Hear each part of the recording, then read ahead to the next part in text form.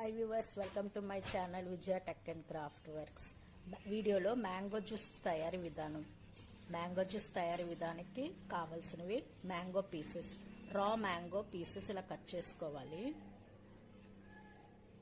పుదీనా, green chilli,